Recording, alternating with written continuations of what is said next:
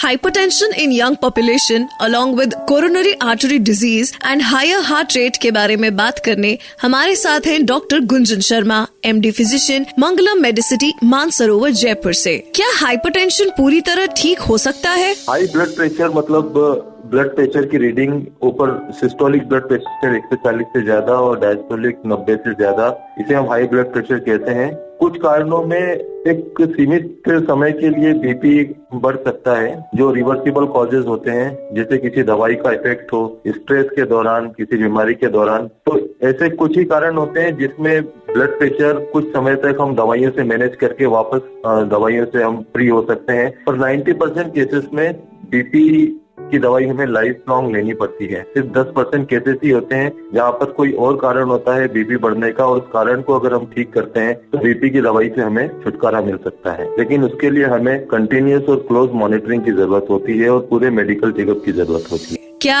हाल ही में युवा रोगियों में हाइपरटेंशन और दिल के दौरे की घटनाओं में वृद्धि हुई है? यदि हाँ, तो इसका कारण क्या हो सकता है? बिल्कुल, पिछले कुछ सालों को देखा जाए तो हृदय की बीमारियां और हाइपरटेंशन, इसका टोटल नंबर ऑफ केसेस भी बढ़े हैं और ये अब यंग पेशेंट्स में देखने को मिल रहा है। इसके अगर मुख्य कारणों की हम बात करते हैं तो कुछ रिस्क फैक्टर्स हैं जो दोनों बीमारियों के लिए इम्प्लीमेंट होते हैं। जैसे एक मोटापा, अगर आपकी BMI 23 से ज्यादा है तो फिर आप ओवरवेट या मोटापे की श्रेणी में आते हैं। दूसरा, अनहेल्दी लाइफस्टाइल, जैसे कि अल्कोहल और स्मोकिंग का ज्यादा यूज करना। फिजिकल इनएक्टिविटी, हम बहुत ज्यादा देर चेयर पे बैठ के अपना काम करते हैं ऑफिस में या वर्क फ्रॉम होम, और फिजिकल एक्टिविटी और एक्सरसाइज की तरफ ध्यान नहीं देते हैं। एक फैक्टर होता है कि स्ट्रेस काफी रहता है, मेंटल स्ट्रेस हो, प्रॉपर स्लीप नहीं ले रहे हो।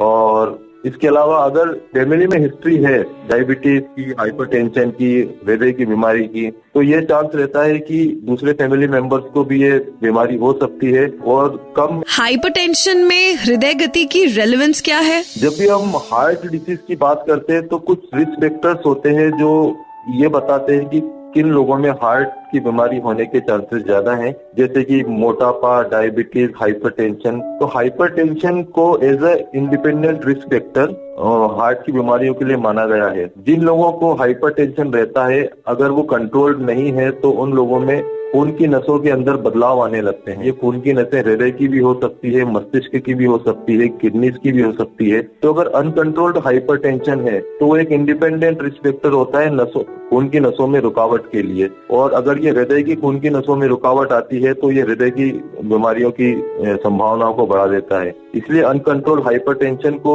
हमेशा एक रिस्क फैक्टर किडनी की बीमारी, हृदय की बीमारी और मस्तिष्क से रिलेटेड बीमारियों में माना गया है। और अगर इस हाइपरटेंशन को हम दवाइयों से कंट्रोल कर लेते हैं तो हृदय की बीमारी होने के चांसेस कम हो जाते हैं और हम इस कॉम्प्लिकेशन को डिले कर सकते हैं। Public awareness initiative